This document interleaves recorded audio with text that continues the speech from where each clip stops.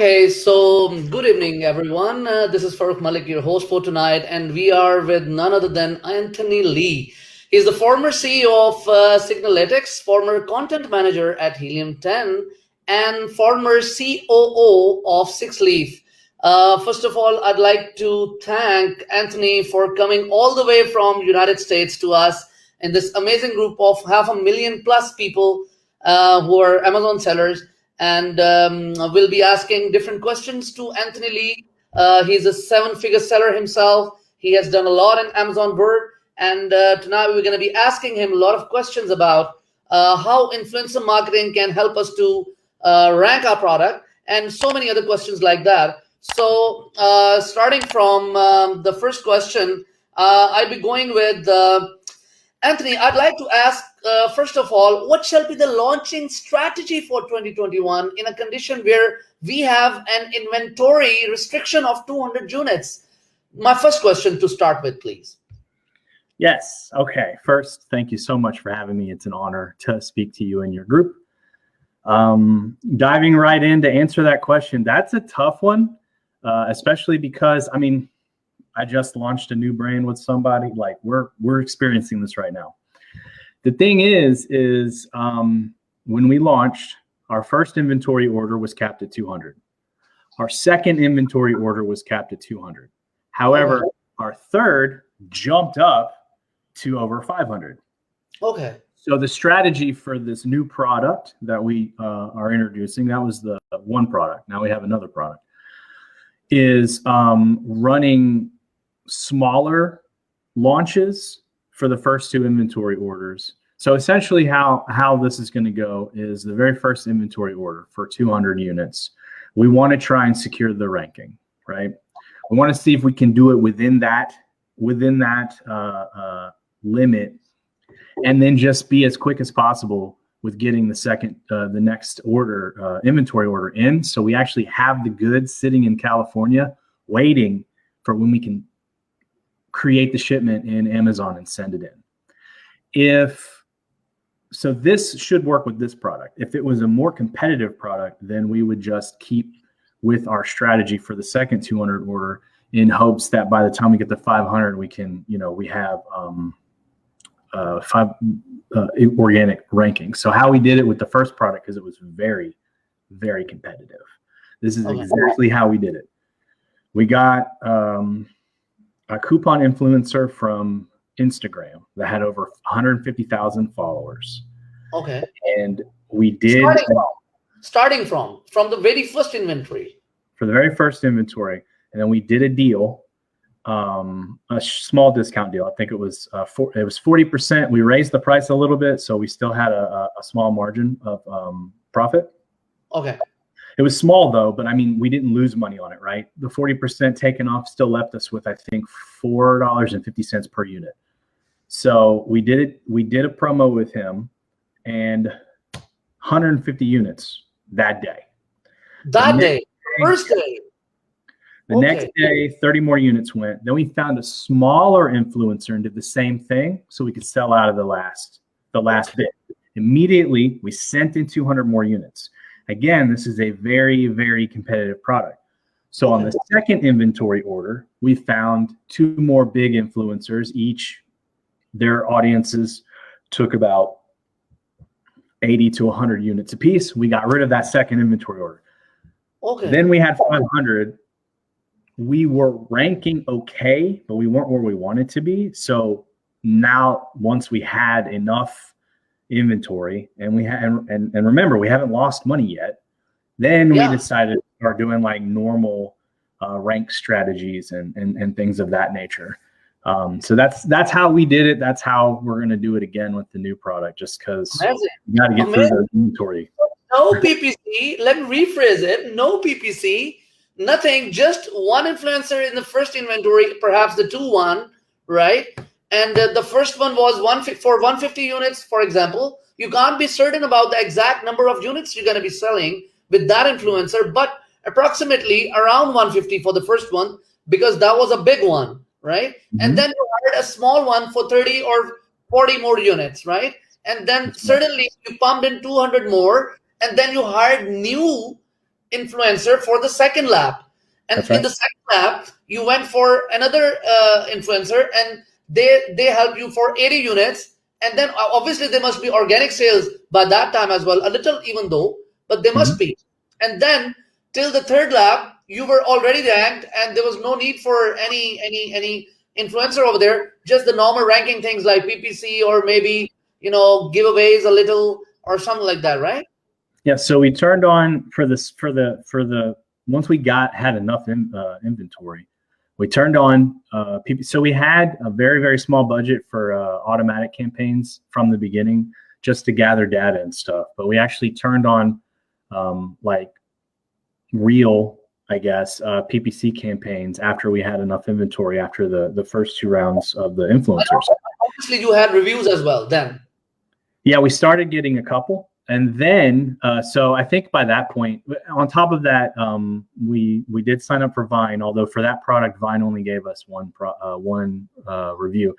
And early reviewer was almost gone, but not yet. Like it was right before the cutoff. So we actually got a couple from there. So I think at that point we had like 6 or 7 reviews.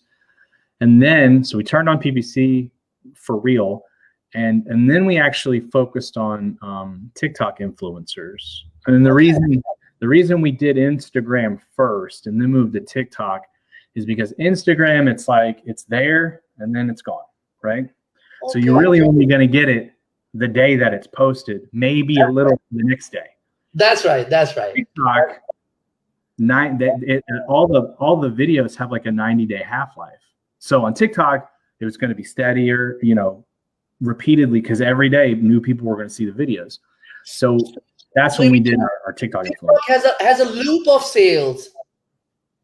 Unlike Instagram, TikTok has a loop of sales which go on from 9 to 10 to 12 days or even more than that, right? Yeah. Actually, so most influencers on TikTok, like you'll do a campaign with them and they'll do a video. And that video may bring you in a few sales a day for a week or 2.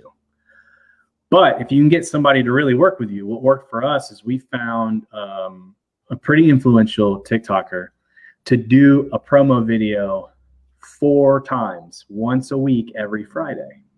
So sales would come in throughout the week, and then a new video would pop up, more sales. And because of that, we ended up getting sales from those videos probably for 2 whole months.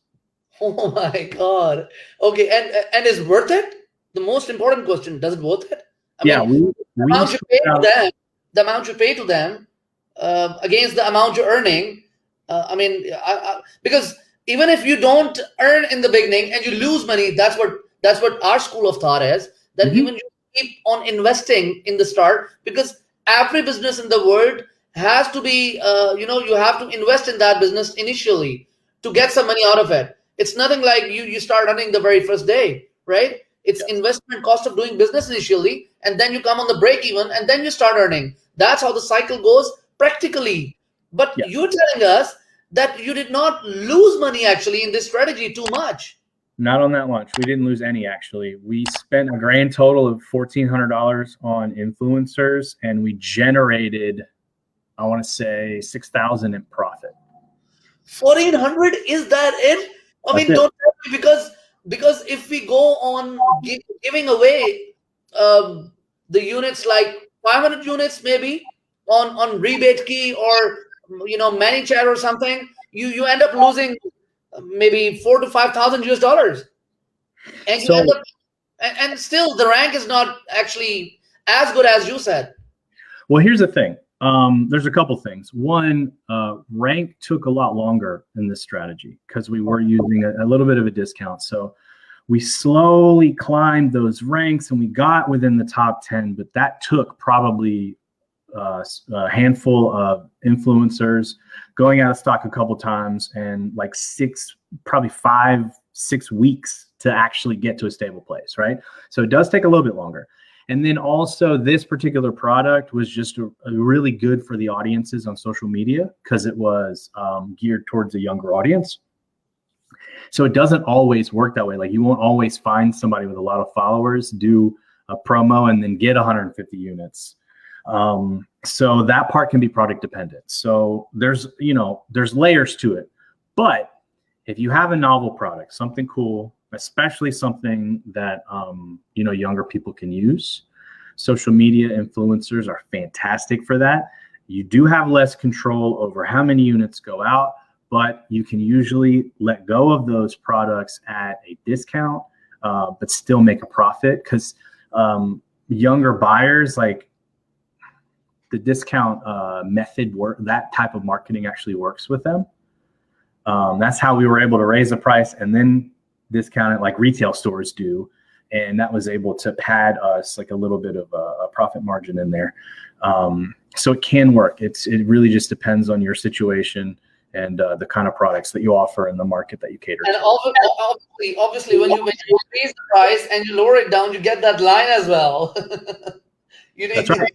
Yeah, and that's something really impressive in your listing. That's a strategy every time too. We always lock in that retail price so that we can then knock it down.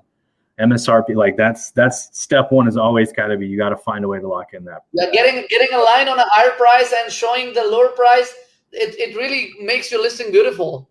That's what I think. And another question comes from this detail of yours. Thank you very much for such information. But my question is, when we actually get those much orders and our BSR goes like boom, so don't you think when we are ranked on the top and we don't push the ranking or the number of sales to that level which we used to have with the influencers, don't you think our BSR will go down? Because the E9 algorithm of Amazon gets immune to your sales. That's what we believe it is. That, for example, you are having 120 or 130 or maybe 100 sales a day for the first week, and you got ranked. Okay, you got ranked like this due to influencer marketing, initially with Instagram and then going with TikTokers, as you said. So my question is, once you are ranked and you are not getting those much sales, like 100 sales a day, for example, you're having 50 sales once you popped in the PPC or anything with the ranking on the top. So don't you think when you will be having 50 sales instead of 100, your BSR will rather go down, and then it will be again very difficult for us to sustain that rank? Yes. So expect that your rank will correct. We actually made it all the way to number 2 and then corrected to number 8. So we got in within the top 10. We did go higher, but it dropped for that exact reason, right? So you have to expect that there'll be some level of correction. Okay. And also you have to realize that this is very, very hard to pull off for a incredibly competitive keyword, right? So if you're looking at something 20, 30, 40,000 plus searches a month, you better have a lot of influencers to work with if that's what you're trying to do. Better to hit mid or even longer tail keywords, somewhere in the range of like 2 to 10,000 searches a month. Okay. That'll work a little better. And then, depending on how aggressive you want your strategy to be, this is a good time to supplement with rebates. Now, the rebates, obviously, you lose a little bit of money on, but the moral of that story is the reason you get that initial rank isn't only because you got a bunch of sales, but Amazon also recognizes that came from affiliate traffic, and Amazon likes when their affiliates promote their products. Like, that's why they have affiliates. They like that. That's right. So and then that's what those are. Like, when you do Instagram and TikTok influencers, that's how they make their money. Most of their money doesn't come from brand deals and their post fees. It comes from the referrals. So even if you didn't hire them, they might not have any brand deals tomorrow. So tomorrow they're going to go out and find 4, 5, 6 products that they think look cool, and they're going to make videos on it because they're going to make money off the referrals. So that's their primary source of income. So all of them have either an affiliate tag to put in the link, or they have an influencer storefront. And Amazon sees that that's who's referring your product.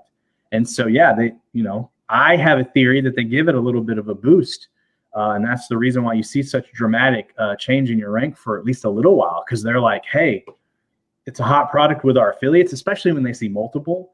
They're like, look, all of these affiliates are promoting this product. That's awesome.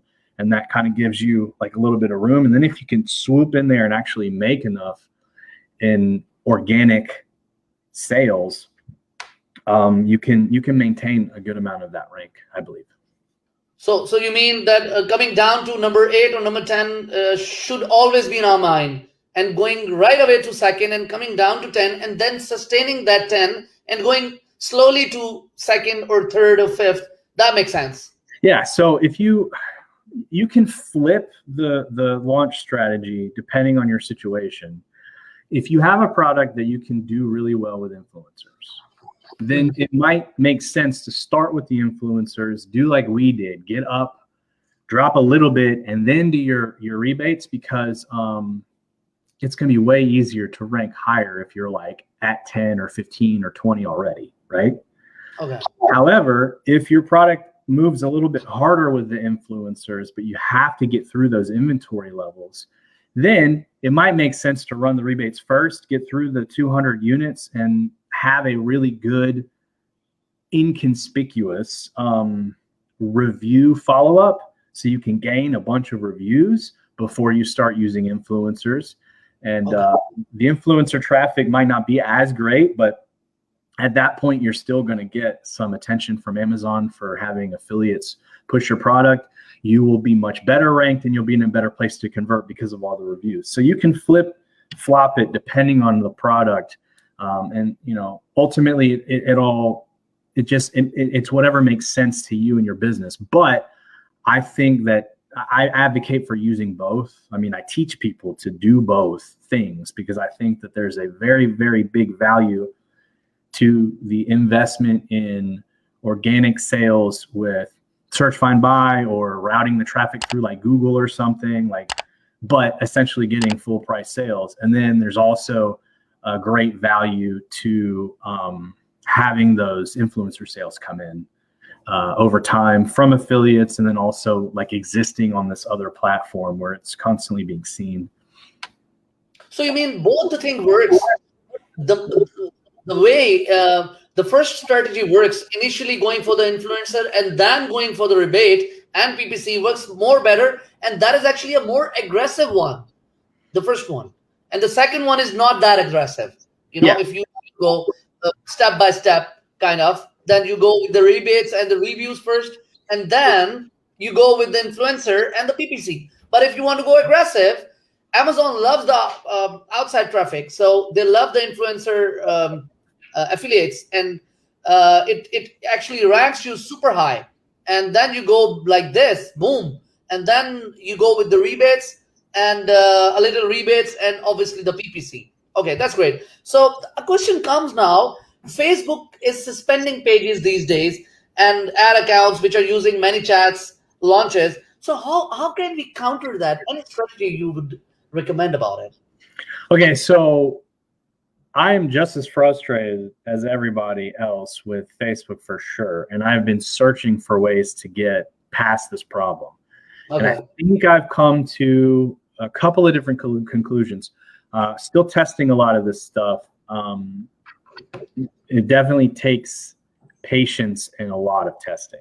But how you get around this, if you're going to use Facebook because you know Facebook ads, then you may consider not using Messenger, because a lot of the problems are coming from Messenger. So how do you do that? Well, you have a couple of options. One, a traditional funnel. It literally works the same way. Instead of conversational marketing, though, you're just pushing them through a sales funnel, right? That's going to work a lot better for a coupon deal than it is for rebates, only because rebates require follow-up instructions. But I was on a Clubhouse call, and a guy admitted that they got their pages suspended. So they turned around and stopped using Messenger. And now they run ads. The people who answer the ad go to a landing page, and then all communication after that is done by back and forth email. And they still do reviews, or they still do rebates, but it's just like the landing page gets them into the system. They get emailed their instructions, then they get emailed the confirmation that their rebate was paid, and it's all done by email, and it works. I guess ultimately, if you end up with people who want the deal, they're going to jump through whatever those hoops are. And people trust email probably as much as they trust Messenger, so it's actually not a bad plan. The second thing you can do, a little bit untested right now, and a lot of people aren't familiar with it, but they will get more familiar, mark my words, is a web-based chatbot. So instead of using Messenger, you send them to basically the same kind of flow, but it's handled through a browser, and those do exist. Any service like ManyChat you would recommend? Any service on web-based? Fortunately, ManyChat doesn't have that yet. Mobile Monkey offers web-based bots. The only problem is it works a lot like a Messenger ref URL, where if you send somebody that's never has never communicated with you on Messenger before, they have to click the Get Started button. Well, with the Mobile Monkey, they have to click the chat icon. But the good news is you get one line of text that you can put there. So what I did when I tested this was I put click here for deal. And then they knew to click the bot. And then once they click the bot, it opens the conversation. Another source you can use is there are two actually, Builderall and Instabot.io. Both of those offer the ability to build web-based chatbots. And what's cool is that both of them also allow you to link directly into the flow. Like immediately, as soon as somebody opens up the web browser, the chat starts. That's cool. The only challenge, though, is that that's usually not an acceptable place to send people for ad platforms. Facebook won't accept it because they want your landing page to be transparent. Snapchat, Pinterest, TikTok, they're all the same. So what you then have to do is create a landing page that links out to the bot. But what that gives you the ability to do is then also use platforms other than Facebook. If you have a landing page and a web bot, you don't have to rely on Facebook because you're not using Messenger anymore. You can do Facebook, but you can also do Pinterest, Snapchat, TikTok. TikTok's a big one. Everybody, wants to get on TikTok ads. Most ads on TikTok are pushing people directly to e-com, just like all the drop shippers used to do on Facebook. With a web bot, though, you have the ability to pull them into a conversation and probably get more conversions. Oh, great. So you mean to say, first of all, if we have to use Facebook, then we shall be going for web-based bot rather than a Messenger bot, like ManyChat. Yeah, it's worth testing for sure. Okay. So, and even if we don't want to use Facebook, still we can go for Snapchat, Instagram, and other platforms which are like TikTok, which are more being used these days. So rather than using Facebook, we can use that, and they don't have any problem landing onto any web bot. So we can start giveaways or rebates from there. That's how it is. Great. Yeah, because first of all, most of those platforms are underpriced right now because everybody's so stuck on Facebook, I guess, because Facebook admittedly has the easiest and best actual user interface for an ad platform. So that's probably the reason why everybody's stuck there. But yeah, the real estate on other platforms, ads, is inexpensive. And pushing people to a web bot, it's versatile because you could take the ref URL from ManyChat and put that in other places. But how many TikTok users actually have Messenger? I mean, you're talking about most of them are Gen Z, young millennials. Most of those guys don't have Messenger. So it's like you're going to lose so many conversions. It's just easier to send them somewhere that they can get to in their browser. Until somebody builds a TikTok specific bot, which very well may happen one day. I mean, but in the meantime, yeah, that's I would say definitely try that. Web-based bot, maybe a combination. If you're doing like a landing page first, maybe a combination of funnel and bot. That's the future of marketing in general, not just for launches for Amazon. It's going to be an integration of conversational marketing and landing pages with good web copy. Like that's This is what people feel comfortable with. So this is where they're going to start leaning towards. That's right. Even for the private store, your own website, you can start marketing with Instagram and TikTok and something like that. In future, if they have a bot, then it's going to be really useful. Amazing. Okay. The most important question, which everyone must be waiting for in our group: how can we find influencers, Instagram or TikTokers? That is the most important question everybody must be waiting about. So I know that if they're not already out, I don't know of any specifically that are out yet, but I do know that there are people who are actually working on software to solve that problem. I actually know of 2 people who are working on software to solve that problem right now. And within the next couple of months, we're going to see that. In the meantime, though, how I do it is manual. And I mean, it takes a little labor, but like you said, you guys have a ton of VAs, right? So you can easily have people do this for you. And it's actually not hard. You just use the search bar and you search keywords relevant. Okay, so there are two types of influencers you can go after. I call shopping influencers and the niche evangelists. Your niche evangelists are going to be people who create content for the audience that your product serves, right? So if you sell a yoga mat, these are going to be yoga influencers. It's great to work with niche evangelists because the people who buy from them are genuinely your audience. The downside, though, is they're not there to purchase. They're there to watch content. So results may vary. Sometimes the right product with the right influencer can blow up and go viral. That's the kind of thing that, like, legit, you could end up out of stock for your next 10 runs and just build a huge brand off the back of one influencer. Sometimes that happens. Other times, unfortunately, more often, you pay the influencer and then you get like 3 sales and you're like, all right, well, we tried. The other type of influencer, what I call shopping influencers, their audience is ready to buy. So what shopping influencers do, there's actually 2 kinds of them. There's people who do product demos, and these are people, it's very common in the fashion industry where like they'll just model a purse or they'll put on a shirt or a pair of shoes. Product demos, they don't offer discounts or any kind of deals. They just show off a product, and then their audience is so big and they're there because they want to see what new products are being featured that a portion of them go buy. Rachel Meters is a great example of this. She does product demos. She has a show on TikTok called Things You Didn't Know You Needed off Amazon. She did not get paid by this company, but she found a 3D pen that she wanted to promote because it's kind of expensive, and so her commission would be good. She bought one. She made a video where she was like building this little thing out of the 3D plastic with the pen. It went super viral, got over 1 million likes. So easily got over 10 million views. And she caused that company's BSR to go from 6,000 on average down to somewhere around 500.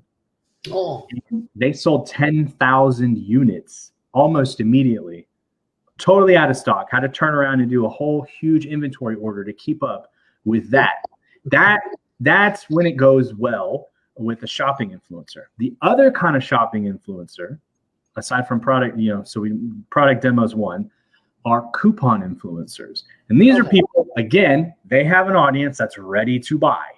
Okay. But they go because they want deals. So these guys will give 20, 30, 40% coupon codes. They'll tell them about buy one, get one offers at physical locations. Sometimes they do a mix of physical and digital. Sometimes they're all physical. Sometimes they're all digital. They're coupon influencers that only shop at CVS and Walgreens, and they'll just give drugstore deals on their little, on like those long receipts that they have here. They have all their content around that. That was, for me, the lowest lying fruit because they're inexpensive, and they're looking for most of the time they're not even picky about the product. They're just looking for anything they can offer with a discount, and they have to spend all day hunting coupon codes. So they love it. when we contact them and say, hey, I got a coupon code. And they're like, awesome. So they're actually usually very, very inexpensive. I'm talking anywhere from 50 to the most I paid was $250 for a post. $50 to $250. That's how I got it within $1,400 bucks. Was because they're so inexpensive. So you find them very simple. You take a keyword. In this instance, I put deal, coupon, Amazon made me buy it, Amazon finds, and then I look for people. First, I look for people who have those words in their name, right? Anybody with Amazon in their name usually has content where they talk about Amazon products. Amazonaholic is one of them. Amazon Cheats was another one, right? So I find people with it in their name. That's usually the easiest. If you want to go even deeper, though, you can also look for hashtags that have been used with those keywords. This is takes a little longer because sometimes people who are outside of that niche use those hashtags. So you have to go through their posts and figure it out. But that's how you find it. You just, in the search bar, you use the right keywords and you look for people who represent that, whatever you're looking for, coupons, product demos, or niche, whatever it is. You make a list of them and then you reach out. Most people don't use TikTok DMs because you have to have your phone number connected in order to use it. And a lot of people have multiple TikTok accounts, so they can't use DMs because they only have one phone number. But TikTok allows them to connect their Instagram account. So if they don't have a link in their bio, that, like, all of them have a link in their bio, right? Because that's where you go to purchase the product from their website or from their store. If they don't have an email address in that link, then your second option is to reach out to them on Instagram. So either Instagram DM or email. Email is always better because half the time people don't check their Instagram DMs, but either email or Instagram DM, you reach out and it's really simple with shopping influencers. It's a little different with niche influencers, but with shopping influencers, all you have to do is say, hey, I'm a brand. I sell this product. I have a great deal going on. How much do you charge for promoted posts? 90% of the time, that's all it takes. Sometimes they'll be like, let me look at the product. How much is, how much is the deal for? And then they'll go, okay. But you just say, hey, how much for a promoted post? Real simple. The niche ones are a little bit different though, because they don't usually do brand deals unless it's like a serious fit with their audience. And that's when you have to kind of build a little bit more rapport. Hey, I run this brand. I'm looking for people with an audience that can help me spread the word. We're a small brand. Would you like to work together? So you don't go straight to the punch with them. You got to kind of date them a little bit first. But essentially you just reach out, and then everybody that comes back, you make a spreadsheet. This is how much they cost. This is how you get in touch with them. And then you plan out your promotions. I like to stagger them out. Like I'll contact all of my influencers within a couple of days and then pick out dates. Like, are you available this day, this day, this day? And then on those days, first thing in the morning, hey, just please tell me when you post so I can keep an eye out for the sales. And they go, yeah, sure, no problem. And then boom, you monitor and you see how it worked. If you want to keep, if you have too many units, you need to keep going, you contact some more influencers. But that's how I do it. It's the search bar. Okay, great. So I'll be more interested in shopping influencers from the way you explained very well. Thank you so very much. But niche influencers honestly does not sound really a handful to me. But for shopping influencers, the first category you told about, I'm more interested in those which just come and they don't talk about any promo codes or anything. They just come and they tell you, this is a product, I love it, and you use it, and this is going to be a handful or whatever. And they start with the bang and you get the sales. So my question is, are they expensive? And if they are expensive, how expensive are they? And what is the way they charge you? Because the promo code, and I'll be coming to the promo code ones as well. But first, I want to know what is the way they charge you? Do they charge you, okay, I'm going to get this much money to give you promo, or I'll be getting the percentage, the sales you're going to have, or what do they ask usually? So if they're established, which anybody with over 1 million followers is, First of all, the shopping influencers, usually doesn't work unless they have a huge following. So if they're established and they have over 1 million followers, then it's very simple. They just have flat rates, and it depends on what platform. For example, Rachel, $1,700 for a TikTok post, $600 for an Instagram reel, $500 for an Instagram post, which only goes to her audience. She only has 130,000 followers on Instagram too. That's why TikTok's so much more expensive, because it's over 1 million. So it's usually a flat rate. If they're not established yet, if you happen to find a gem that's like growing fast and they haven't figured all this out yet, then other experts who have worked with influencers like that typically recommend that you try to work out some kind of commission deal with them. Like, let's see how many sales you bring in, and then, we'll work out that way. But there are actually influencer agents that tell them never do that. Do not do referrals. Do not do a percentage of sales. Charge a flat rate every time. So they're kind of learning. Oh, Most of the time, it's going to be a flat rate, and you're looking at anywhere from $1,500 to $2,000. Okay. So approximately $1,500 to $2,000 for a million plus influencer. Okay, just one video, right? Okay, Yes. Okay. And now my question is how that coupon thing, which is inexpensive as compared to the first one, how does that work? They also have flat rates, but most of the time they have significantly fewer followers, and they understand that some products do well, some products don't do well. So that's why they have a very, usually a smaller flat rate, Like 250, here's 300? here's 100, 150 bucks. Hopefully it works. And they put the product out there. They give you the coupon code. Difference there is the shopping, the demo people, they need your product. They need to get it. They're going to look at it. Most of the time, if you don't have a product that they feel like they can promote, they'll turn you down based on the product. Every single time I've had them be like, what's your product first? And then I've had plenty turn me down because it just didn't fit in their audience. And they'll turn around and be like, or if it does, then, hey, I need you to send it to me, because they're going to make a video with the product. Coupon influencers, on the other hand, they'll just go to Amazon, show the camera, like, here, look, there's the product. Hey, put in this coupon code. Watch it. Take the price down. Yep, it just took the price down. Get yours. And that's it. They don't ask you for the product. They just need the Amazon listing link. No, but my question comes that if you are giving $2,000 to the first one and you're not giving any discount on your product on Amazon, like the coupon code or anything like that, and in the second instance, you give 200 to the influencer, but you get to have, for example, 25% coupon code discount. Okay. Now, don't you think that those 25% down sales, obviously you're going to be having discount out of your profits. So don't you think that 25% less in coupons will charge you more than that 2,000 in the first instance? It can, but we're not always comparing apples to apples in terms of, first of all, availability, because a lot of times those more expensive influencers will turn the product down, right? Excellent. So like you can email 10 of them and only one of them might say yes. That's I right. had actually 0 of them say yes for one product. It was like nuts. And then also,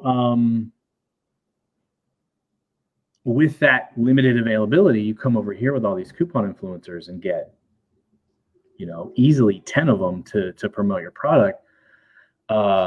They will then create more volume. And because I did have one guy who has a significant following that just did a product demo. We didn't do coupon or anything. But for some reason, the product just wasn't like the best fit for his audience. And because there was no like real incentive to buy, it only got, I don't know, maybe like 4 or 5 sales every couple days for like 3 weeks. So probably a total less than 20 sales, which wasn't great. But with the coupon ones, like, yeah, per unit, we made less money, but that velocity just skyrocketed. It was constantly bringing in sales. So we saw rank benefit, and then even at a lower profit margin, we just kept getting sale every time. Like we went out of stock, we come back, and then sales would come in. Went out of stock and come back, and then sales would come in. And it was like, this is great. Amazon loves this. It's keeping us, with a healthy rank, healthy BSR. Reviews are coming in, and we're making a little bit of money. This is good. So I see a huge benefit to working with them just because of the availability and the amount, that could potentially, and it's also diverse audiences too, right? Because rather than like you reach out to all 10 of these big influencers, you get one, and they make a video and it goes super viral and it does great for anywhere from a couple of days to a couple months. That's awesome. Maybe it'll work that way. Maybe it won't. Or it might die out quicker than you had expected. Whereas over here, it's a constant thing, right? We're constantly working with influencers. We constantly have them promoting products from all different places. It is quite similar to PPC, the influencer marketing. You never know which strategy is going to trigger, right? So you keep on trying with either the coupon code ones or the shopping ones, the first ones, and you never know which is gonna. But your explanation was amazing. That for the big shopping influencers, usually you don't get even the answers from this side. You don't even get any reply. So it is always good to go with the little ones, and you can have 7 for 7 days if you have to give $100 to them, and just offer 10% discount to your product, or even okay. What do you think? 10 or 20% is more than enough? It's super fine? Most of the time, like you can. Here's the thing. Most of their audience will accept 10 to 20% on a big brand. If you're not coming to them with a big brand, usually, and the influencer usually tell you, they'll usually say, hey, look, our audience really likes 30 to 50% off, especially because they've never heard of you. So like you can try it that way. But I definitely would say like closer to 30. If you can do more than 30, obviously the bigger the discount, the more the sales you're going to get. But closer to 30 if nobody's ever heard of you before, because, like these influencers do so many deals. If you offer 30% off your product, guaranteed some guy's going to offer 50 in 2 days and they'll have the same product. Unless you have a super novel product that like, but like if it's a big brand, which obviously most of us don't, but it's just as an example of like the buyer psychology. If it's a big brand, I mean, they'll do 10% off. It'll be Adidas. And everybody's like, oh my God, I need 10% off. Right. So you think we shall be going with 40 or 50% then? I don't like going as high as 50. So I'll stick between 30 and 40 usually. Okay. And the last question now. Does Amazon has any problem with the coupon codes? Because we heard a little while before that Amazon started having problem with the discount codes and the coupons that the sellers are giving to the affiliates. So do you think that's the right news, or Amazon doesn't have any problem even if you give 30%, 40% coupon codes, or coupon codes are good to use on Amazon? So for starters, Amazon, I definitely do not believe Amazon has a problem with coupon codes. If they did, they wouldn't let us have them. They want you promoting the product. As far as running traffic, sales with coupon codes, and then ranking, red flags don't flare up until it's a deep discount. If the only sales you're getting are through deep discount, then Amazon is like, hey, you might be trying to do something that we don't want you to do there. That's the reason why I like to keep all the discounts below 50%, because Amazon's concerned about making their money too. Everybody still makes money in that scenario. That's right. They also will probably get skeptical though if 100% of all your sales come through as coupons, which is the reason why it's good to diversify. You can diversify your coupon amounts, diversify your traffic, and then also find a way to get organic or PPC or full price sales in there. And that's the reason why the name of the game is always like diversify all of your channels. And because then it looks normal to Amazon. Amazon just thinks this is a brand. They're doing promotions. They have traffic coming from all different places. Some of it's discounted. This is what we like. This is why we give you these capabilities. Because my point was, when you give the discount codes, obviously your price goes down, and Amazon referral fee and storage fee goes down as well. So Amazon doesn't like it. That's what I'm talking about. Well, they like it if you're doing it and it's working. So that's why lower discounts, diversification, because then it's cool. Like if your 40% discount is going to suddenly bring 1,000 new people to their platform, spending money all over the place, then yeah, that's what it's intended for. But if you have 2,000 people come in with a 90% off and they like combined only spend like $100 and that's all they do, then Amazon's like, these guys are ripping us off and you help them do it. That's not cool. Okay. All right. Got it. All right. Thank you so very much. It was a wonderful session, Anthony. And I would like to say thank you once again on behalf of my Facebook group and my company enablers and this 500,000 plus group of people. And I hope we'll be connecting again very soon with a different topic. And I hope you would also recommend Pakistani VAs and Pakistani Amazon sellers as someone who's coming out of now to the world, rather than just being known for something not very good. So thank you so very much once again, and hope to see you again. Thank you very much. Thanks a lot. Thank you. It was a pleasure. Bye.